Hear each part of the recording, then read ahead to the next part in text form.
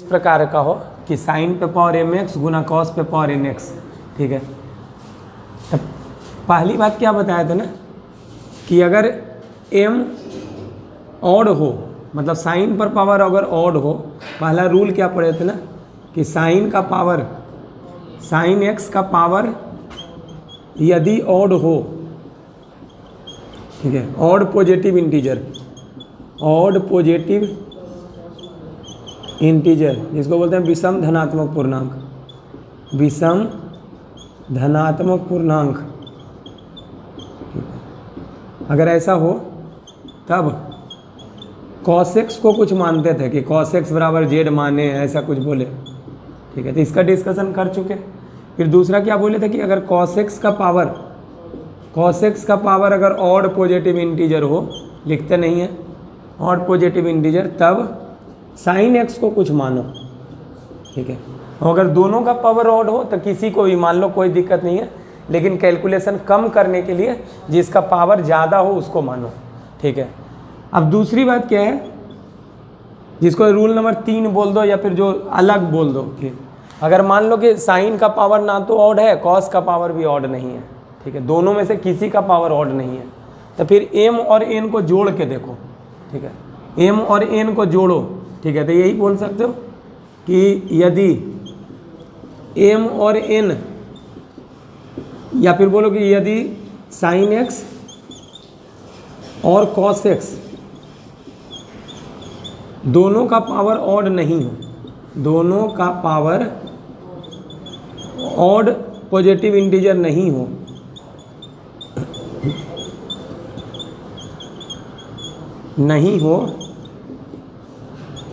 तब m plus n देखें, ठीक है।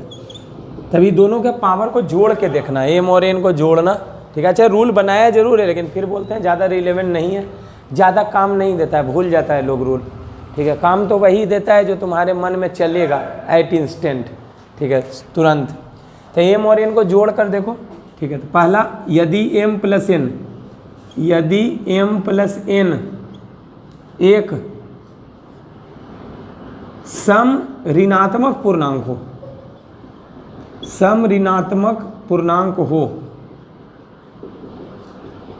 यानी कि इवन निगेटिव इंटीजर हो, इवन निगेटिव इंटीजर हो, निगेटिव इंटीजर हो, जैसे जैसे देखो, जैसे -2 हो, -4 हो, -6 हो, -8 हो, -10 हो, ऐसा जब हो तब tan x को कुछ मानो, tan x को z मानो, ठीक है। अच्छा, ये tan x को मानना कब है, जब m और n दोनों जोड़ने पर निगेटिव इवन इंटीजर आ जाए, ठीक है, ऋणात्मक में है, वो भी सम संख्या है, जैसे -2 आ जाए, -4, -6, तब उस स्थिति में हम लोग tan x को मानते हैं। मतलब ऐसा होने पर पूरी एक्सप्रेशन को तुम tan में बदल पाओगे, इसीलिए tan को मानते हैं, ठीक है। अब जब सवाल लेके चलेंगे तब ज़्यादा क्लियरिटी आएगा। और दूसरे इसमें एक और रूल इसी में बना दिया गया। अच्छा, पहले वाला हम मिटा देते हैं, देखो आज तो फिलहाल इसी पे जो सवाल है बस उसी को लेके चलेंगे, ठीक है। दूसरा इसमें क्या है, इसी के आगे कि यदि m और n, यदि m और n का योग जो है, यानी कि m प्लस n सम पूर्णांक हो, सम धनात्मक पूर्णांक हो, सम धनात्मक पूर्णांक हो, m और n जोड़ने पर अगर सम संख्या आ गया, वो भी निगेटिव नहीं आ गया, अगर m और n जोड़ के निगेटिव आ गया तब तो tan x को कुछ सब्सटीट्यूट करना है z, लेकिन m और n अगर जोड़ने पर सम धनात्मक पूर्णांक है, मतलब इवन पॉजिटिव इंटीजर है, जैसे कि 2 हो गया, 4 हो गया, 6 हो गया, ऐसे अगर हो गया, तब उस स्थिति में, तब पहले जो रूल पढ़े थे ना ट्रांसफॉर्मेशन मेथड, रूप बदलने वाला, बस वही अपनाएंगे, तब ट्रांसफॉर्मेशन मेथड का उपयोग करेंगे, तब ट्रांसफॉर्मेशन मेथड, जिसको प्रतिस्थापन विधि भी बोलते हैं, प्रतिस्थापन विधि, इसका उपयोग करेंगे, विधि का उपयोग करेंगे, और उसके लिए ट्रिग्नोमेट्री का फॉर्मूला हम लोग यूज करेंगे, ठीक है। ट्रिग्नोमेट्री का फॉर्मूला कैसे, क्या, तो साइन स्क्वायर एक्स का पढ़े हो 1 - cos 2x/2, फिर पढ़े हो cos स्क्वायर एक्स का 1 प्लस कॉस 2x/2। ठीक है, तो जब अप्लाई करेंगे तब दिख जाएगा। अच्छा, रूल बस यही याद रखना है। फिर वापस से बोल रहे हैं, पहला रूल क्या था जो पिछले क्लास में पढ़े थे कि अगर साइन का पावर ऑड हो, ऑड पॉजिटिव इंटीजर हो तो कॉस एक्स को मानेंगे, कॉस का पावर अगर ऑड पॉजिटिव इंटीजर हो तो साइन एक्स को मानेंगे। दोनों का अगर पावर ऑड पॉजिटिव इंटीजर है तो किसी को मान लो, लेकिन बेहतर होगा उसको मानना जिस पर पावर ज़्यादा है। फिर अभी क्या बोले कि मान लो कि साइन पर पावर और कॉस पर पावर, किसी पर भी पावर ऑड पॉजिटिव इंटीजर नहीं है, ना तो साइन पर पावर ऑड पॉजिटिव है और ना ही कॉस पर पावर ऑड पॉजिटिव है, तो उस स्थिति में दोनों के पावर को जोड़ के देखना। अगर जोड़ने पर निगेटिव पॉजिटिव इंटीजर आ जाए, निगेटिव इवन इंटीजर आ जाए, ठीक है, मतलब ऋणात्मक सम संख्या आ जाए, सम पूर्णांक आ जाए, तो उस समय tan x को जेड मानना। ठीक है, अगर जोड़ने पर अगर सम आ जाए, सम धनात्मक पूर्णांक, जैसे 2 आ जाए, 4 आ जाए, 6 आ जाए, तो फिर पुराना वाला विधि जो पहले पढ़े हो प्रतिस्थापन विधि, ठीक है, उसी का उपयोग करेंगे। ठीक है, अच्छा, ये प्रतिस्थापन विधि नहीं बोलते हैं, इसको रूपांतरण विधि बोलते हैं। ठीक है, रूप बदलने वाला काम करेंगे, रूपांतरण विधि का उपयोग करेंगे। ठीक है, रूप बदलेंगे। अब जब डायरेक्ट सवाल लेके चलते हैं 4-5, कुछ एग्जाम्पल में, कुछ एक्सरसाइज में। ठीक है, 6-7 लेके चलेंगे, पूरा क्लियर हो जाएगा। 18 नंबर, यह dx बटा साइन स्क्वायर एक्स गुना कॉस स्क्वायर एक्स। ठीक है,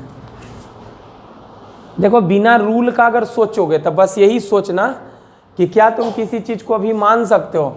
ठीक है, देखो tan x को अगर हम z मानेंगे, ठीक है, तो फिर इसका डेरिवेटिव जो होगा, इसका डिफ्रेंसिएशन करने पे वैल्यू आएगा, वो आएगा सेक स्क्वायर एक्स और एक्स का dx और z का dz, मतलब dx के साथ हमको सेक स्क्वायर चाहिए। ठीक है, बस यही मोटो होना चाहिए। अभी फिलहाल के लिए इसको मिटा रहा है। देखो इसमें देखो करो क्या, साइन स्क्वायर एक्स है, कॉस स्क्वायर एक्स है। एक तरीका पहले पढ़ चुके होगे, इसमें 4 से गुना कर दो, 4 से गुना करोगे तो ये हो जाएगा साइन स्क्वायर 2x, ऊपर जाएगा तो वो कॉसेक स्क्वायर 2x, तो वो स्टैंडर्ड फॉर्मूला रहेगा। ठीक है, लेकिन आंसर उससे नहीं मिलेगा, काहे कि पूरा एक्सरसाइज डेडिकेटेड है इस पर कि इंटीग्रेंड जब ऐसा हो, साइन पे पावर mx गुना कॉस पे पावर nx ऐसा हो। देखो इसको जब ऊपर लेके जाओगे तो ये -2 पावर बनेगा साइन पर, और इसको जब ऊपर लेके जाओगे ना तो कॉस पे पावर -2 बनेगा। ठीक है, यही होगा।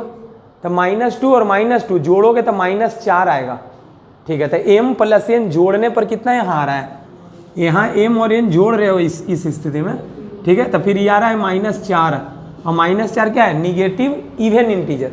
ठीक है, ऋणात्मक सम पूर्णांक। ठीक है, सम पूर्णांक में ऋणात्मक है, तो उस स्थिति में याद करोगे tan x को z मानने बोले, tan x को z मानने बोले ना, तो पूरे एक्सप्रेशन को तुम tan में एक्सप्रेस करो, और tan में जब एक्सप्रेस करोगे तभी अभी बोले हैं कि tan को जब मानोगे कुछ और इसको जब डिफ्रेंशिएट करोगे, अब कलित करोगे, तो सेक स्क्वायर एक्स dx आएगा। देखो इसका मतलब dx के साथ में हमको सेक स्क्वायर एक्स चाहिए।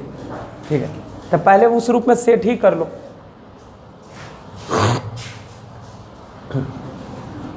मानने का काम अभी मत करना, सिर्फ ऑब्जर्व पहले कर लेना कि m प्लस n क्या है, निगेटिव इवन इंटीजर है, -4 है, मतलब मानने वाले हैं tan को, तो पूरे एक्सप्रेशन को tan में पहले एक्सप्रेस कर दो और dx के साथ में सेक स्क्वायर लगा दो, उसके बाद मानना। ठीक है, तो देखो करते क्या हम, dx है, इसको tan में बदलना चाहते हैं, इस चीज़ को, इसको क्या करें, कॉस स्क्वायर से भाग दे दें। देखो साइन स्क्वायर एक्स है, अगर इसको हम कॉस स्क्वायर से भाग दे देंगे ना तो ये tan स्क्वायर में बदल जाएगा, tan के रूप में आ जाएगा। लेकिन कॉस स्क्वायर से जब भाग दिए हो ना, तो फिर मेंटेन रखने के लिए ऊपर भी एक कॉस स्क्वायर लिखना पड़ेगा, तभी कॉस स्क्वायर से कॉस स्क्वायर कटेगा। लेकिन पहले से एक और कॉस स्क्वायर पहले से मौजूद है, देखो पहले से, तो उस चीज़ को लिख दो कॉस स्क्वायर एक्स। ठीक है, अब अगले स्टेप में बताओ, ये कॉस स्क्वायर ऊपर ले जाओ, ये दोनों को ऊपर ले जाओ, तो दोनों ऊपर जाएगा तो एक कॉस स्क्वायर एक्स ही बन जाएगा। I cos square x dx के साथ रखना, कॉस स्क्वायर एक्स ऊपर जाके सेक स्क्वायर एक्स dx। देखो हम पहले भी बोले थे कि पूरे एक्सप्रेशन को हम tan में बदलेंगे और dx के साथ सेक स्क्वायर रखेंगे, वही काम हम कर रहे हैं।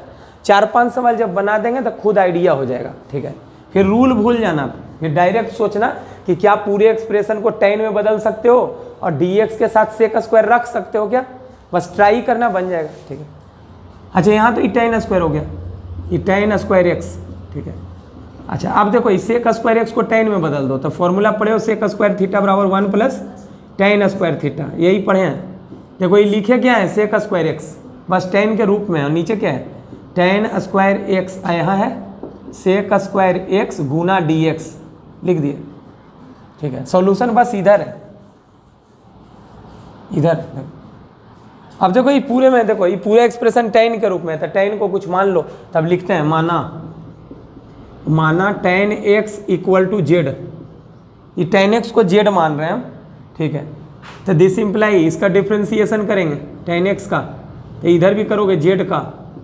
ठीक है, क्यों कर रहे हैं, इस डी एक्स को डी जेड में बदलने के लिए, इसीलिए कर रहे हैं। तो टेन एक्स का डिफ्रेंसिएशन होगा सेक स्क्वायर एक्स, एक्स का डी एक्स, जेड का डी जेड, इसको पूरा घेर दो, इसको इक्वेशन 1 नाम दे दो। ठीक है, हो गया। अब इस पूरे का वैल्यू इसमें ला के रख दो, तो अब एक से देखिए, एक से क्या होगा, आई बराबर ये 1 प्लस जेड मान चुके हैं, तो 1 प्लस जेड स्क्वायर बटा जेड स्क्वायर। और देखो sec square x d x, tan x को जब जेड मानोगे ना, तो डी एक्स के साथ सेक स्क्वायर एक्स रखना पड़ेगा। ठीक है, तो ये हो गया डी जेड। अब अलग अलग जरा कर दो, स्टैंडर्ड फंक्शन में दिख जाएगा, 1 बटा z square plus z square बटा जेड स्क्वायर, जेड स्क्वायर बटा जेड स्क्वायर 1 होगा। इंटीग्रेट कर दो, देखो 1 बटा जेड स्क्वायर का इंटीग्रल होता है -1 बटा जेड, डायरेक्ट फॉर्मूला याद रखो, 1 बटा जेड स्क्वायर का -1 बटा जेड, और नहीं तो फिर जेड को पावर 2 जो है ऊपर जाकर -2 बन जाएगा, तो फिर स्टैंडर्ड फॉर्मूला में। अच्छा, इसके बाद देखो यहाँ करते हैं, इसके बाद यहाँ आई बराबर ये 1 बटा जेड स्क्वायर है, 1 बटा जेड स्क्वायर का स्टैंडर्ड इंटीग्रल क्या होता है, -1 बटा जेड। देखो 1 बटा जेड स्क्वायर का इंटीग्रेशन करने वैल्यू आएगा -1 बटा जेड, एज ए फॉर्मूला याद करो, 1 का इंटीग्रेशन होगा जेड। ठीक है, जेड उतारो। ठीक है, अब जेड का वैल्यू रखते हैं यहाँ से, जेड का वैल्यू जब रखेंगे ये हो जाएगा -1 बटा टेन एक्स प्लस जेड का वैल्यू टेन एक्स और प्लस कॉन्स्टेंट ऑफ इंटीग्रेशन सी। ठीक है, इसको अगले स्टेप में टेन को ऊपर ले जाएंगे तो कॉट हो जाएगा, ये हो गया पहले tan x minus of cot x और प्लस सी, यही आंसर हो गया इस सवाल का। देखिए हम पूरा एक्सरसाइज पढ़ रहे हैं इसी पर कि इंटीग्रेंड जब ऐसा हो, साइन पे पावर एम एक्स गुना कॉस पे पावर एन एक्स, ऐसा क्या इस पूरे चीज में, देखो इसको जब ऊपर ले जाओगे ना, ये डिनोमिनेटर में हर में है, जब इसको अंश में ले जाओगे तो साइन पे पावर -3 होगा, और जब इस चीज को ऊपर ले जाओगे तो कॉस पे पावर -5 होगा। मतलब m का वैल्यू 3 है -3 और n का वैल्यू -5 है, जब ऊपर ले जाओगे तो -5 बनेगा। ठीक है, तो m और n जोड़ के देखो, यहाँ m और n जोड़ के देखो जरा, m प्लस n करोगे तो देखो ये ऊपर जाएगा, तो साइन के पावर को हम m बोल रहे हैं और कॉस के पावर को n बोल रहे हैं, तो जब ये ऊपर ले जाओगे ना तो साइन का पावर -3 होगा, यानी कि m का वैल्यू -3 है और n का वैल्यू बोल रहे हैं कॉस के पावर को। तो अच्छा, कॉस वाला चीज ऊपर जाएगा ना तो कॉस के पावर -5 बनेगा, मतलब n का वैल्यू -5 है। तो जब इन दोनों चीज को जोड़ोगे ना, -3 और -5, तो ये बना क्या, -8। और देख लो, ना तो कॉस पर पावर, इसको जब ऊपर ले जाओगे तो ना तो कॉस का पावर ऑड है और ना ही तो साइन का पावर ऑड है, और पॉजिटिव इंटीजर बोल रहे हैं, निगेटिव इंटीजर तो होगा ही -3 -5। ठीक है, होना क्या चाहिए, ऑड पॉजिटिव इंटीजर, तब पॉजिटिव में नहीं हो रहा है, ऑड इंटीजर। ठीक है, इसलिए फिर उस स्थिति में क्या देखते हैं, m और n को जोड़ के देखते हैं, m और n को जोड़ के अगर निगेटिव में इवन आ जाए, इवन इंटीजर, ठीक है, ऋणात्मक में सम पूर्णांक आ जाए, तो उस स्थिति में याद करो कि पूरी एक्सप्रेशन को क्या करें, तुम tan में बदल सकते हो, tan में बदल सकते हो। इसीलिए ऐसा जब भी रहेगा m plus n negative even integer, तो tan x को z मानना, तो अभी मत मानना, पहले उस रूप में एक्सप्रेस कर दो, मतलब पूरे इंटीग्रेंड को tan के रूप में लगा दो और dx के साथ में सेक स्क्वायर एक्स रखो। क्यों रखोगे, क्योंकि हम बोले हैं कि मानोगे किसको, tan x को जब z मानोगे तो डिफ्रेंशिएट करोगे dx को dz में बदलने के लिए, तो tan x का डिफ्रेंशिएशन क्या होगा, सेक स्क्वायर एक्स और x का dx बराबर dz। तो सोच लो कि dx के साथ हमको रखना क्या है, सेक स्क्वायर एक्स, पहले उस रूप में एक्सप्रेस कर दो तभी मानना, अभी मत मानो। ठीक है, किताब में क्या करता है कि पहले मान लेता है, पहले मत मानना। ठीक है, पहले एक्सप्रेस करो पूरे एक्सप्रेशन को, किस में, tan में और dx के साथ में सेक स्क्वायर एक्स, बस यही सोचना। तो देखो पहले डी एक्स है, इसको tan में बदलना है, साइन क्यूब एक्स को tan में बदलना है, तो अपने मन से भाग दे दो, किससे? कॉस क्यूब एक्स से। अपने मन से जब कॉस क्यूब एक्स से भाग दिए हो, तो मेंटेन रखने के लिए ऊपर भी यहाँ कॉस क्यूब एक्स रख दो यहाँ, तो इससे तो कोई कैंसिल आउट हो जाएगा, लेकिन काटना मत, पहले से जो है वो रख दो। कितना है? कॉस पे पावर 5x, ठीक है। तो 5 बार यहाँ, 3 बार यहाँ, मिलके 8 बार। तो 8 बार में 2 बार पहले ऊपर ले जाओ, ठीक है। 2 कॉस को ऊपर ले चल जाओ, 8 वो है, 2 को ऊपर ले जाओगे तो नीचे बचेगा क्या? 6 को बचेगा। 6 कॉस स्क्वायर, 6 को कॉस एक्स, ऊपर जाके वो बनेगा सेक पे पावर 6, ठीक है। हम क्या बोल रहे हैं कि 2 को ले जाओ ऊपर, dx के साथ रखो, तो कॉस स्क्वायर 2 और बच रहा है नीचे, वो dx के साथ लगाओगे तो कितना होगा? सेक स्क्वायर एक्स dx, ठीक है। देखो 6 और यहाँ 2, 8 को सेक स्क्वायर, ठीक है। तो देखो नीचे कई को कॉस था? 8 को था, ऊपर जाके उस सेक में बदल गया, कॉस सेक में। लेकिन देखो किस रूप में सेट किए हैं, क्यों किए हैं? देखो बोले थे कि dx के साथ सेक स्क्वायर रखना, तो dx के साथ सेक स्क्वायर रखने के बाद जितना सेक स्क्वायर बच गया वो बाहर रख दो, ठीक है। बटा नीचे क्या है? साइन क्यूब बटा कॉस क्यूब, क्या होता है? tan cube. अब अभी हम बताएं कि पूरे एक्सप्रेशन को इसके अलावे किस में होना चाहिए? अभी बोले कि dx के साथ में सेक स्क्वायर एक्स रख के पाली बाकी पूरा एक्सप्रेशन tan में होना चाहिए, तो इसको tan में बदलो। तो tan में बदलने के लिए देखो क्या करोगे, इसको लिख सकते हैं सेक स्क्वायर का होल क्यूब। देखो सेक पे पावर 6 को लिख सकते हैं सेक स्क्वायर का होल क्यूब, और नीचे क्या है? tan क्यूब एक्स, और नीचे ये सेक स्क्वायर एक्स dx, बस यही है। चलो इसको tan में बदलो, सेक स्क्वायर को अब बदल सकते हो। तो देखिए क्या लिखिएगा, लिखेंगे 1 प्लस tan स्क्वायर एक्स का होल क्यूब बटा tan क्यूब एक्स। और 2-3 सवाल देखो, अच्छे से समझ में आ जाएगा, ठीक है। नहीं आ रहा है टेंशन मत लेना, ठीक है। अब ये पूरे एक्सप्रेशन को 1 मान लो, आप जरा इसको 1 मानिए, और आप मानने का काम करो। माना, क्या मानोगे? tan x को z मानो, इसीलिए d ऑफ tan x मतलब डिफ्रेंसिएशन करेंगे dz। ऐसा क्यों कर रहे हैं?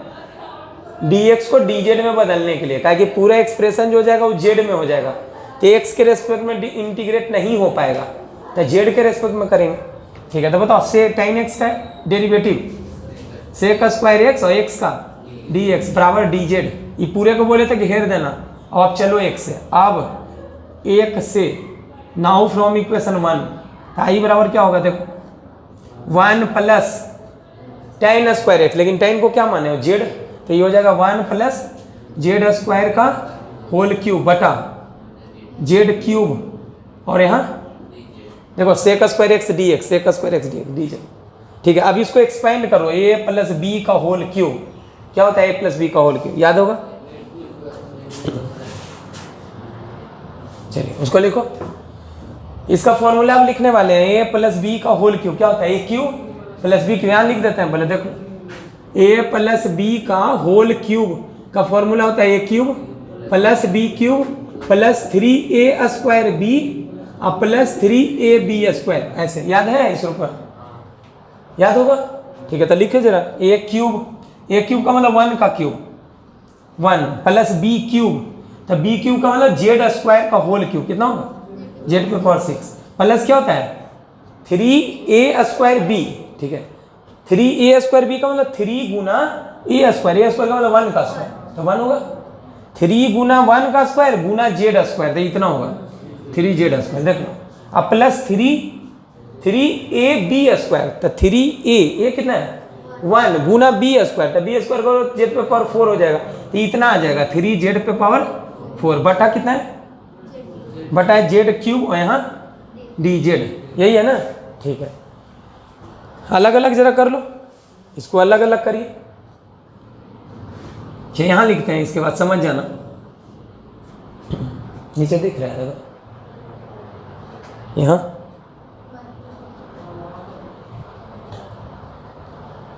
यहाँ पूरा लिखता है? चलो यहाँ लिखता है, चलो अलग अलग करो, अलग अलग करो। 1 बटा z क्यूब, z पे पावर 6 बटा z क्यूब, कितना होगा? z पे पावर 3 प्लस 3z स्क्वायर बटा z क्यूब, ये होगा 3/z प्लस यहाँ 3z पे पावर 4/z क्यूब करोगे तो कितना आएगा 3z। और इसके बाद अब इंटीग्रेट हम करेंगे, इसके बाद जरा इंटीग्रेट करो, इसके आगे इधर ही करते हैं, ठीक है इधर करते हैं।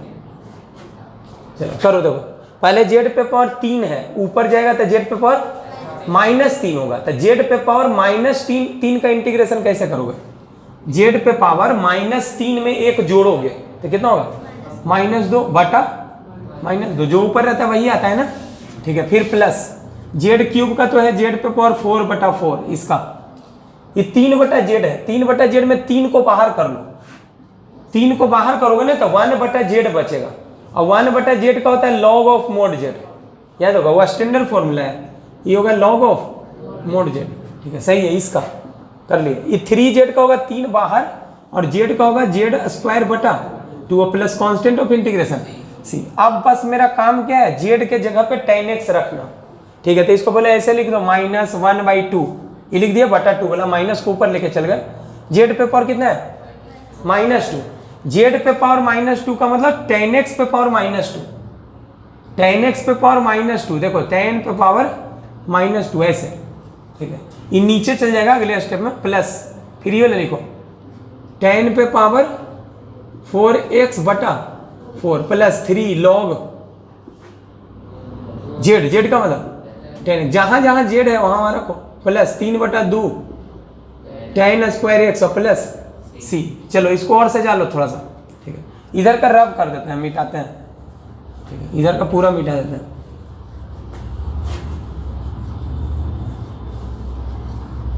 चलिए बताओ, इधर ये -1/2, ये नीचे जब आएगा तो tan पे पावर +2 बनेगा, तो नीचे tan² x रहेगा, ऊपर जाके cot² x हो जाएगा, ठीक है। तो ये बनेगा इतना, देख लो tan पे पावर -2 है, नीचे जाएगा तो प्लस में बनेगा tan² x, tan² x को ऊपर लेके चल जाना वापिस cot² x, ठीक है। तो अच्छा लगेगा देखने में। यहाँ tan पे power 4x/4 plus 3 log tan x और प्लस है 3/2 tan² x और प्लस c, यही आंसर है। सबसे पहले तो वही स्पेशल टाइप ऑफ जो इंटीग्रेंड पढ़ रहे हो, पहले सोचो उस रूप का है क्या। हम क्या पढ़ रहे थे, साइन पे पावर mx गुना कॉस पे पावर nx, इस रूप का इंटीग्रेंट है क्या। तो सोचो कॉस पे पावर जो 6 है, जब ऊपर ले जाओगे तो कॉस पे पावर क्या बन जाएगा -6।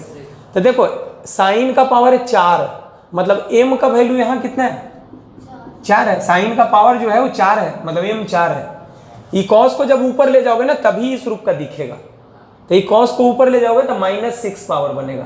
तो यहाँ n का वैल्यू क्या है, n का मतलब कॉस पर पावर, तभी मत पावर देखना, ऊपर ले जाके देखना, तभी इस रूप का आएगा। तो ये कितना है -6। यहाँ देखो m और n जोड़ के देखो, देखो ना तो m ऑड पॉजिटिव इंटीजर है, ना ही n ऑड पॉजिटिव इंटीजर है, विषम धनात्मक पूर्णांक दोनों में से कोई नहीं है, ठीक है। इसका मतलब ये दोनों को अब जोड़ के देखेंगे, तो जोड़ो जरा, जोड़ोगे m और n को जोड़ोगे तो कितना आएगा -2 आएगा, 4 और -6 को जोड़ोगे -2, और -2 क्या होता है इवेन निगेटिव इंटीजर, निगेटिव में इवेन इंटीजर है, ठीक है। तो उस स्थिति में हम लोग tan x को मानते हैं, तो tan x को अभी मत मानना, क्या करना पूरे एक्सप्रेशन को tan में रखना और dx के साथ में sec² x को रखना। क्यों, क्योंकि tan x को z मानोगे ना तो डिफ्रेंशिएट करोगे तो sec² x dx आएगा, इसीलिए। तो पहले वैसा कर दो। तो देखो साइन पे पावर 4 है, इसके बटा में कितना चाहिए कि tan में बदल जाए, इसमें चाहिए कॉस पे पावर 4, लेकिन नीचे था क्या था कॉस पे पावर 6, तो 2 को बच रहा है, तो 2 को नीचे जो कॉस बच रहा है ऊपर जाकर उस सेक में बदल जाएगा, तो ऊपर जाकर क्या हो गया sec² x dx। इसमें ज़्यादा कुछ नहीं करना पड़ा, ठीक है। अब इसको क्या लिखोगे, इसको लिखोगे tan पे पावर 4x, आई पूरा sec² x dx।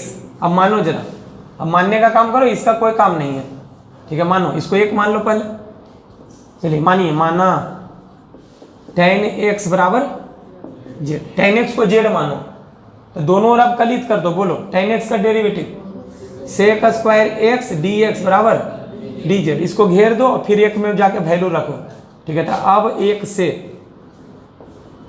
से बताइए आई का वैल्यू क्या होगा, z पे पावर 4 आई पूरा इंटीग्रेट करो इसको जेड पे पावर 4 को, क्या होगा जेड पे पावर 5/5 प्लस सी। अब जेड का वैल्यू रख दो, ठीक है, तो 10 पे पावर 5x/5 और प्लस सी, यही आंसर हो गया इस सवाल। बस यही सोचना है हमको, ठीक है।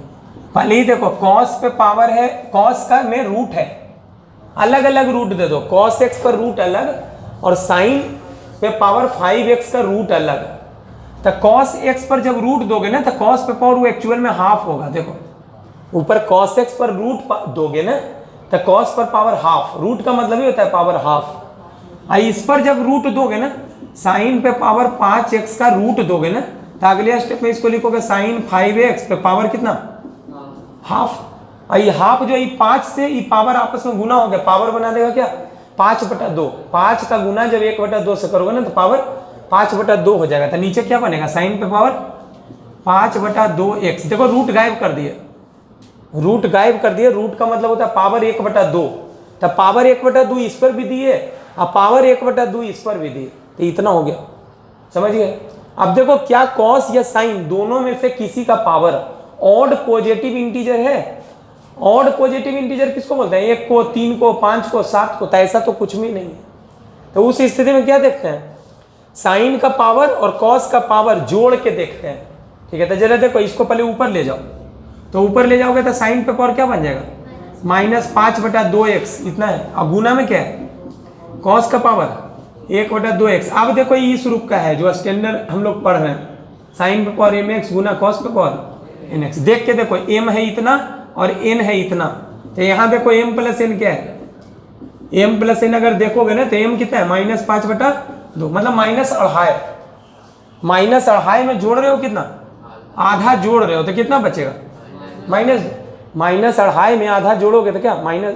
-2 है क्या, इवेन है, सम संख्या है और निगेटिव है, ठीक है, निगेटिव इंटीजर, ठीक है। तो उस स्थिति में किसको मानते थे, tan को मानते थे। तो पूरे एक्सप्रेशन को tan में बदलना और dx के साथ में sec स्क्वायर रखना, ठीक है। तो करो जरा, पहले tan में बदलो, भले ही रख दिए। देखो कॉस वाला कुछ मत करो, साइन वाले पे सोचना। साइन में देखो साइन पे पावर कितना है 5/2। सोच लो इसको tan में बदलने के लिए किससे भाग दोगे, साइन वाला चीज है, किससे भाग दें कि tan में आ जाए, कॉस से। तो लिखो कॉस पे पावर कितना 5/2, अपने मन से लिख दो। क्यों लिखे, क्योंकि tan में बदलना है। अब जो अपने मन से लिखे हो वही अपने मन से यहाँ भी लिख दो, लिख दिया। तो ये देखो इससे ही कट जाएगा, कैंसिल, समझ गए, ठीक है। अपने मन से लिखे, मेंटेन रह गया। और एक ये dx है, लिख दो dx, ठीक है। अब देखो ये तो tan में बदल जाएगा, इसको लेके चल जाना ऊपर, इस चीज को ऊपर लेके जाओ तो बताओ कितना बनेगा, या फिर इसी को नीचे लेके आओ, जैसा सोचो। देखो ये कॉस पे पावर हाफ है, नीचे आएगा तो कॉस पे पावर कितना होगा -12, ठीक है। तो बताओ कितना होगा, ये √cos पे पावर 1/, अच्छा ऊपर क्या है dx, ठीक है, ऊपर है देखो dx और नीचे देखो ये नीचे जब आएगा ना तो पावर घटेगा। तो नीचे वाला का पावर कितना है 2.5, ये जब नीचे आएगा, नीचे ये कॉस पे पावर -12 बनेगा। सेक मत बनाना उसको, इसको नीचे लेके आना, ठीक है, समझ गए ना। इसको जब नीचे लेके आओगे तो क्या बनेगा, ठीक है, कॉस पे पावर 2 बन जाएगा, देख लो, ठीक है। इसको जब नीचे लाओगे ना तो कितना होगा, कॉस पे पावर 5/2 पहले से था, इसमें गुना होगा कॉस पे पावर -12, ठीक है। और नहीं तो फिर इसी को लेके जाके ऊपर सेक में बदल दो, जैसा भी करो एक ही बात है, ठीक है। देखो कॉस पे पावर 5/2x है, ये नीचे जब आएगा तो ये क्या बनेगा, कॉस पे पावर -12x, और ये पूरा एक्सप्रेशन क्या है tan पे पावर 5/2x, ठीक है। ये तो सही है। ये दोनों मिलके क्या बनेगा, ये दोनों देखो गुना हो रहा है, तो गुना में पावर को क्या कर देते हैं, जोड़ देते हैं। तो पावर 5/2 और -1/2 जोड़ोगे तो क्या बचेगा, 2 बचेगा। 5/2 का मतलब 2.5 पावर, और -12 का मतलब -आधा है। तो 2.5 में जब आधा घटाओगे तो क्या होगा 2 पावर, मतलब ये cos स्क्वायर बनेगा। cos स्क्वायर ऊपर जाके sec स्क्वायर हो जाएगा, हम वही चाहते हैं, ठीक है। तो बताओ अगले स्टेप में क्या होगा, यहाँ लिखते हैं, यहाँ क्या हो जाएगा, i बराबर, ये दोनों मिलके बन जाएगा cos पे पावर 2x, ऊपर जाएगा तो sec स्क्वायर x, ठीक है। तो ये हो गया sec स्क्वायर x dx। अब बटा में क्या है, tan पे पावर 5/2x, यही हो गया। अब मानो, अब मान लो, अब जो चाहते थे हम आ गया, माना किसको, tan x को z मानते हैं, इसीलिए डिफ्रेंशिएट करो, sec² x dx बराबर dz, ये पूरे वैल्यू को जाके एक में रख दो, ठीक है। तो अब एक से बोलिए, एक से क्या होगा, i बराबर, देखो ऊपर क्या हो जाएगा, sec² x dz, तो ऊपर dz और नीचे क्या हो गया, z पे पावर 5/2, यही बनेगा, ठीक है। इसको सबसे पहले ऊपर ले जाओ, तो ऊपर ले जाओगे तो z पे पावर क्या बनेगा, -5/2, ठीक है। अब इसको इंटीग्रेट कर दो, तो इंटीग्रेशन में क्या करते हैं, पावर में एक जोड़ते हैं, तो -5/2 का मतलब -2.5, -2.5 में एक जोड़ोगे तो कितना होगा, -1.5, ठीक है। -1.5 का मतलब z पे पावर कितना, -3/2, -5/2 में एक जोड़ना -3/2 आएगा, और बटा में -3/2 प्लस सी, इसको सजा लो थोड़ा सा, 2 कहाँ जाएगा ऊपर, माइनस को भी ऊपर, तो -2/3, आइए z पे पावर -3/2, z का वैल्यू रख दो तो कितना होगा, tan का पावर कितना, -3/2x प्लस सी। चलो इसके बाद यहाँ कर लेते हैं, ठीक है। अब देखो ये नीचे जब जाएगा तो किस चीज में बदल जाएगा, पावर जो निगेटिव है वो किस में बदल जाएगा, पॉजिटिव में, तो ये लिख सकते हो -2/3, नीचे जब जाएगा तो tan पे पावर -3/2 क्या बन जाएगा, +3/2 प्लस सी। अब नीचे tan है, ऊपर जाके cot हो जाएगा, तो ये हो जाएगा -2/3 cot पे पावर 3/2x प्लस सी, यही आंसर हो जाएगा इस नंबर पे, इतना, ठीक है। इस नंबर देखो, √tan x बटा sin x गुना cos x। देखो हम रूल हम बिल्कुल भी नहीं सोचेंगे इसमें, हम डायरेक्ट करेंगे। देखो हम क्या सोच रहे हैं कि इस टाइप का एक्स बटा में जब sin x cos x सब आ जाए ना, तो समझ जाना कि उसको टाइम में बदल सकते हो तुम, जनरली इन जनरल यही मिलता है क्वेश्चन। बटा में जब sin x cos x रहे नीचे में ना, तो पावर ऊपर जाकर निगेटिव बनता है, ठीक है। तो इसको tan में बदल सकते हो, तो ऊपर जो tan में पहले से है ना उसको रहने दो, tan x रहने दो, बाकी पूरे एक्सप्रेशन को किस में बदलना, tan में। लेकिन tan में बदलोगे तो dx के साथ में क्या रखोगे, sec²x, तो देखो tan में बदलोगे तो ये देखो sin है, किससे भाग दे दें, cos से भाग दोगे तो tan में बदलेगा। लेकिन cos से भाग दिए हो तो मेंटेन रखने के लिए एक ऊपर cos से गुना करोगे, लेकिन पहले से एक वो cos था, तो एक तो cos गुना करोगे, एक पहले से था, दोनों मिलके cos² dx, समझ गए, ठीक है। तो इसके बाद अगले स्टेप में क्या है, √tan x, और नीचे क्या है sin x बटा cos x tan x, आई दोनों इस cos² ऊपर जाकर sec² dx। अब देखो हमारा डिजायर्ड रिजल्ट जिस रूप में चाहते थे ना उस रूप में आ गया, ठीक है, यही चाहते थे हम। देखो ये कटेगा ऐसे, ठीक है, कटेगा, देखो ऊपर √z है और नीचे ऊपर है √tan x और नीचे बिना रूट का है, तो इससे ही वाला कट जाएगा और नीचे बच जाएगा √tan x, ठीक है। यही क्या है sec²x। अब वही सब्सटीट्यूशन करना, tan x को क्या मानना, z मानना, तो हम डायरेक्ट लिख देते हैं, देखो कितना 1/√z, देखो tan x को z मानोगे तो ये पूरा क्या बन जाएगा, ये पूरा dz हो गया, यहाँ ब्रैकेट में लिख दो, ठीक है। tan x बराबर z, tan x बराबर z है, इसीलिए sec² dx dz है, ठीक है। तो लिखे नहीं है, समझ जाना। अब 1/√z स्टैंडर्ड फॉर्मूला के रूप में यूज करते हैं हम लोग, कितना होता है 1/√z का 2√z और प्लस सी, तो वैल्यू रख दो 2√z का वैल्यू tan x और प्लस सी, आंसर हो गया।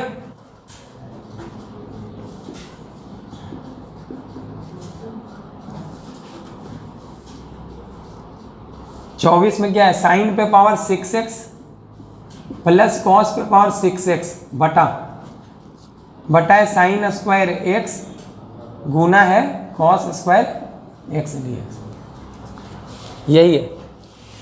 देखो 10th क्लास से ही एक दो फॉर्मूला पढ़ रहे हो ट्रिग्नोमेट्री में, या फिर सवाल को एज ए फॉर्मूला हम लोग याद करते थे। देखो ये पढ़े होगे साइन पे पावर 4x और प्लस कॉस पे पावर 4x, इसका वैल्यू होता है 1 - 2 sin² x गुना cos² x, ये वाला। एक दूसरा हम लोग ये पढ़ते हैं साइन पे पावर 6x प्लस कॉस पे पावर 6x, इसका वैल्यू इतना होता है 1 - 3 sin² x गुना cos² x। बस इसको एज ए फॉर्मूला हम लोग पढ़ते हैं, ठीक है। अगर याद है तो ठीक, नहीं याद है तो फिर इसको डेराइव कर दे, ठीक है। जैसे ये इतना है, देखो ऊपर है साइन पे पावर 6 प्लस कॉस पे पावर 6। अगर याद है तब तो डायरेक्ट लिख दो, ये वाला ब्रैकेट में लिख देना कि चूंकि इसका वैल्यू इतना होता है, और नहीं याद है तो फिर यहाँ लिखो पहले, ठीक है। तो पहले एक लिख दो, पहले सिंप्लीफाई कर लेते हैं इसको, ठीक है। देखो क्या लिख सकते हो, साइन पे पावर 6x प्लस कॉस पे पावर 6x। डायरेक्ट हम यूज नहीं कर रहे हैं इस रिजल्ट का, हम प्रूफ कर रहे हैं। तो मान के चलो कि हमको कुछ नहीं पता है, डायरेक्ट चलते हैं। साइन पे पावर 6x प्लस कॉस पे पावर 6, इसको लिख सकते हैं साइन स्क्वायर का होल क्यूब। याद रखना कम पावर अंदर, ज्यादा पावर बाहर, हमेशा ऐसे ही करना, फैक्टराइज करना। तो जब भी इस टाइप का चीज हो, फैक्टराइज करना हो, गुणनखंड करना हो, तो कम पावर को अंदर रखना, ज्यादा पावर को बाहर रखना, उससे फैक्टराइजेशन आसान होता है। प्लस कॉस पे पावर 2 का होल क्यूब। अब यहाँ फॉर्मूला लगाएंगे a cube plus b cube का। A cube plus b cube का फॉर्मूला देखो, a cube plus b cube का ये फॉर्मूला एक पढ़े थे, देखो ए प्लस बी का whole cube minus 3ab into a plus b, ऐसा भी फॉर्मूला पढ़े हो। देखो एक और फॉर्मूला इसका था, लेकिन ये वाला यूज करेंगे हम, ठीक है, बिना फैक्टर वाला, बिना गुना वाला।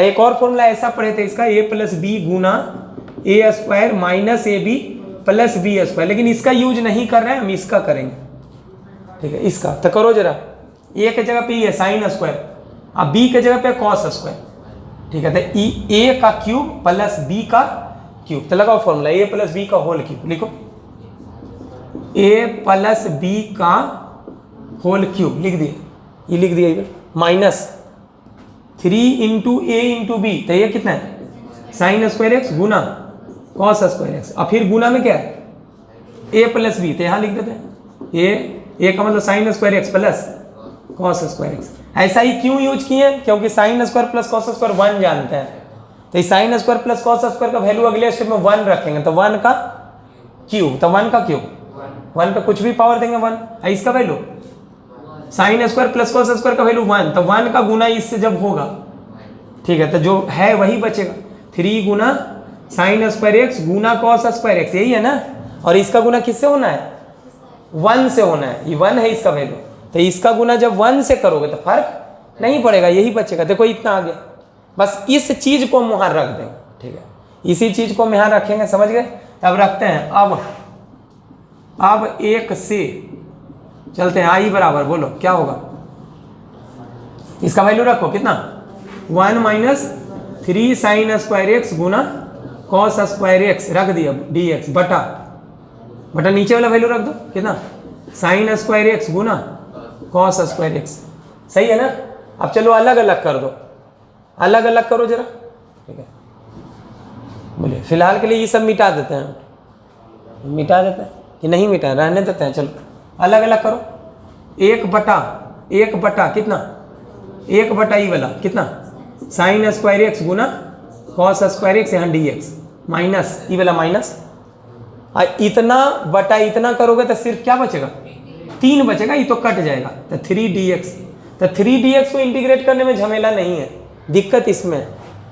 तो फिर बोलते हैं कि देखो बटा में नीचे है, बटा में है, तो इसको tan में बदल सकते हो, और नहीं तो ऊपर ले जाके देखो साइन पर क्या बनेगा -2, और कॉस ऊपर ले जाओगे तो -2 जोड़ोगे तो -4, और -4 क्या होता है निगेटिव इवन इंटीजर, तो बोले तो उसी स्थिति में tan में बदल जाता है, वैसा रहता है, तो ठीक है। तो इसको बदलो जरा, बोले क्या लिख दें, ठीक है, ये फॉर्मूला सिर्फ मिटा देते हैं, ठीक है। बताओ इसे क्या होगा, tan में बदलने के लिए किससे भाग दोगे cos से भाग दोगे तो किस में बदल जाएगा tan में, डायरेक्ट कर देते हैं। इसमें साइन स्क्वायर में cos स्क्वायर से भाग दे दिए तो tan स्क्वायर हो गया, लेकिन cos स्क्वायर से भाग दिए हो तो cos स्क्वायर यहाँ भी लिखना पड़ेगा, ये cos स्क्वायर पहले से 2 है और 2 और लिखना पड़ेगा, 4 हो जाएगा, तो 2 को ऊपर ले चल जाना यहाँ, और 2 को किसके साथ dx के साथ किए हैं। यही पहला सवाल यही हम किए थे, क्वेश्चन नंबर 18 यही था, यही सवाल था एकदम। और माइनस कितना है 3 dx का इंटीग्रेशन x, अभी कांस्टेंट ऑफ इंटीग्रेशन मत लगाओ, ठीक है। बोलो इसको क्या लिखे tan स्क्वायर एक्स को 1 plus tan sec square x को 1 प्लस tan स्क्वायर एक्स बटा tan स्क्वायर एक्स, यहाँ है sec square x dx minus 3x हो गया। अब बताओ इसको क्या रखोगे tan को z, तो z रखो 1 प्लस z स्क्वायर बटा z स्क्वायर dz कर चुके हैं, सवाल नंबर कैमा में 18 में, ठीक है। माइनस है 3x, अलग अलग करो, 1/z² कर दिए, 1/z² प्लस z² 1 यहाँ dz माइनस 3x। चलो इसको इंटीग्रेट कर देते हैं, यहाँ 1/z² का इंटीग्रेशन -1/z, स्टैंडर्ड फॉर्मूला है, 1 का z के रेस्पेक्ट में z माइनस 3x। देखो इसमें हमेशा कंफ्यूजन होता है, याद कर लो, ये फॉर्मूला है 1/x² dx का वैल्यू क्या होगा -1/x होगा, ये फॉर्मूला यूज करेंगे हम हमेशा, ठीक है। Plus constant of integration c अब दे दो, अब z का वैल्यू रख दो, बोलो z का वैल्यू क्या रखोगे tan x, तो -1/tan x क्या होगा माइनस cot x, अरे नीचे tan x रखोगे, ऊपर जाकर cot x और plus tan x minus 3x और प्लस c। बहुत कर सकता है तो माइनस वाला क्वांटिटी को बाद में लिख देगा, tan x को पहले लिख देगा, ऐसे कर देगा tan x minus cot x minus 3x और प्लस c, इस रूप में आंसर दे देगा, यही आंसर पावर है 4x dx, यही है। तो देखो यहाँ सबसे पहले क्या इंटीग्रेंट इस रूप का है, पहले ही देखो साइन पे पावर mx गुना कॉस पे पावर nx है इस रूप का। देखो कॉस पे पावर कितना है 4, ठीक है, कॉस पे पावर 4, यहाँ तो सही है, यहाँ साइन वाला चीज नहीं है, साइन वाला चीज नहीं है मतलब साइन पे पावर कितना है 0, साइन वाला नहीं है मतलब किसी चीज पे पावर 0 बराबर 1 होता है, तो अपने मन से हम लगा सकते हैं।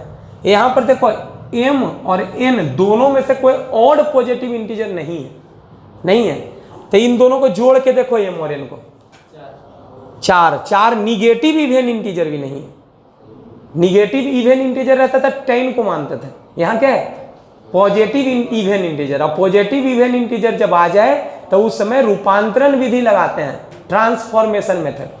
ये ट्रांसफॉर्मेशन मेथड में पावर को हटा के मल्टीपल एंगल में बदलेंगे, ये पावर वाला चीज हटाएंगे।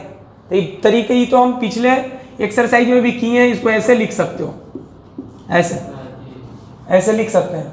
आइए अब cos² x को ऐसे लिखा जा सकता है 1 + cos 2x/2, देखो फॉर्मूला पढ़े हैं, ये cos² x का है और इस पर पावर क्या 2 dx, कैसे तो वापिस से फिर से याद दिला दो जरा।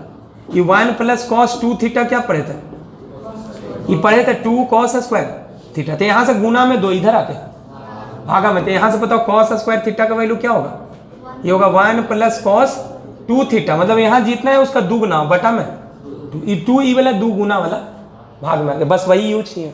अब स्क्वायर करो जरा, स्क्वायर करो, ऊपर का स्क्वायर अलग, 1 + cos 2x का स्क्वायर अलग और 2 का स्क्वायर, तो जो 2 का स्क्वायर करोगे वो 4 बन के बाहर आ जाएगा, 1/4, और ऊपर होगा a + b का होल स्क्वायर, क्या होता है a² + 2ab पहले करते हैं, a² + 2ab, तो 2 × 1 गुना cos 2x क्या होगा 2 cos 2x प्लस b² का मतलब इसका स्क्वायर, किसका cos² 2x हो गया dx, समझ गए, ठीक है। चलो इधर ये 1/4, यहाँ 1 + 2 cos 2x, ठीक है। यहाँ देखो ये मल्टीपल एंगल में बदल गया, पावर हट गया, लेकिन यहाँ पावर अभी भी है, तो यहाँ फिर से पावर हटाएंगे, यही फॉर्मूला लगा के।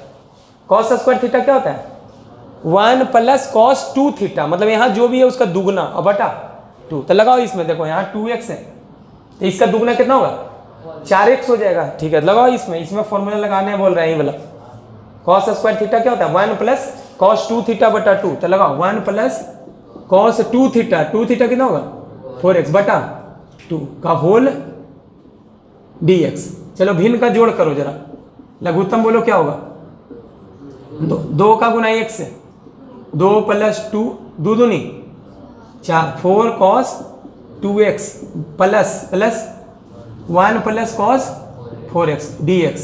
चलो ये 2 को बाहर करोगे कितना होगा 1/16, ये 2 और 1 3 + 4 cos 2x + cos 4x dx हो गया। अब इंटीग्रेट कर दो, देखो मल्टीपल एंगल में बदल गया, पावर सब गायब हो गया, ठीक है। तो इंटीग्रेट करो 1/16, ये 3 का इंटीग्रेशन होगा 3x, 3 का इंटीग्रेशन 3, बोलो कहाँ पर 8 होगा, अच्छा यहाँ पर 4 होगा ना, गलती से हो गई 4 होगा, मतलब 4 दूनी कितना 8 हो जाएगा, तो आप सही है चलो प्लस इसका करो 4 बाहर cos 2x का, cos 2x का इंटीग्रेशन होगा sin 2x बटा 2 क्यों, इस 2 के कारण, ठीक है, प्लस फिर cos 4x का क्या होगा sin 4x बटा में 4 और प्लस कांस्टेंट ऑफ इंटीग्रेशन। अगले स्टेप में क्या कर सकते हो ना, 1/8 का गुना सबसे कर देना, ठीक है, और जो आएगा उस रूप में आंसर लिख देना, ठीक है। चलो लिख ही देगा, लिख देते हैं, देखो यहाँ लिखते हैं कितना होगा 3x बटा 8, चलो ये गुना करोगे तो 8 दूनी 16, 16 फिर 4 से कट जाएगा, ठीक, कितना होगा sin 2x बटा 4 होगा प्लस, ठीक है, ये 8 चौक 32, तो sin 4x बटा 32 प्लस सी, यही हो गया आंसर। क्वेश्चन नंबर 25 हो गया। एक लास्ट बच रहा है, कौन सा बोलिए, क्वेश्चन नंबर 26, ये है cos पे पावर 4 2x। अच्छा ये साइन वाला भी सवाल हो सकता है इसमें, ये साइन वाला भी हो सकता है, तो साइन वाला होगा तो जो यूज करे हो ना 1 प्लस cos 2x वो यूज करना 1 माइनस cos 2x पड़ेगा ऐसा।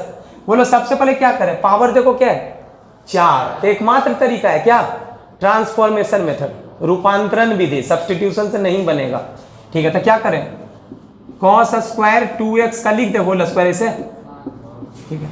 अब बताओ cos स्क्वायर, इसको थीटा समझना, cos स्क्वायर थीटा क्या फॉर्मूला होगा 1 प्लस cos 2 थीटा, तो 2 थीटा करोगे 4x बटा 2, इसका क्या है होल स्क्वायर। देखो ये फॉर्मूला लगाए हैं, cos स्क्वायर थीटा को क्या लिखते हैं 1 प्लस cos 2 थीटा बटा 2, मतलब जो भी रहेगा यहाँ उसका दुगना होगा।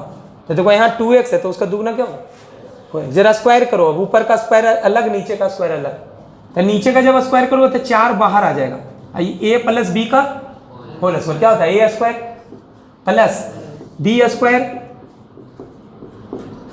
a square plus b square plus 2ab, तो 2 इंटू 1 गुना cos 4x क्या होगा cos 4x, और ये क्या डी। अभी देखो अभी इसमें भी पावर है, तो फिर से इसका पावर हटाओ, कौन सा, ये फॉर्मूला फिर से लगा के, ठीक है। तो अब बताओ यहाँ थीटा कितना है 4x, तो उसका दुगना क्या होगा 8x, तो करो 1/4, बोलो 1 प्लस क्या लिख दे इसको 1 प्लस cos 2 थीटा, 2 थीटा का मतलब 8x बटा 2 और प्लस ये वाले लिखो 2 cos 4x, यहाँ होल dx, सही है ना। अब भिन्न का जोड़ करो, ठीक है, तो बोलो कितना होगा 1/, लघुत्तम वाला जो 2 हुआ ना, लघुत्तम वाला 2 उसको बाहर कर लिए, 4 दूनी 8, बोलो 2 का गुना 1 से कितना 2, आई वाला 1 3, तो लिख देते हैं 3, नहीं समझे, सिर्फ भिन्न का जोड़ करें और कुछ नहीं। पहले 2 का गुना इससे कर लो, 2 दूनी 4, इसको पहले लिख लेते हैं 4 cos 4x, क्यों लिख रहे हैं ना 4x वाला पहले लिखेंगे 8x वाला बाद में लिखेंगे, ठीक है। ये जोड़ चुके हैं, क्या बचा cos 8x, नहीं समझ में आया खुद से भिन्न का जोड़ करना समझ में आ जाएगा, प्लस cos 8x, अब बटा वाला तो बाहर कर चुके हैं, अब इंटीग्रेट कर दो जरा, बोलो 3 का 3x, इसका 4 बाहर cos 4x का sin 4x बटा 4, अगले स्टेप में 4 से 4 कट जाएगा, cos 8x का sin 8x बटा 8 और प्लस कांस्टेंट ऑफ इंटीग्रेशन सी, मिला दो इसको 8 को 3x बटा 8 प्लस sin 4x बटा 8 प्लस sin 8x बटा 64, ये 8 से काट मत देना 64 को, प्लस सी, यही हो गया।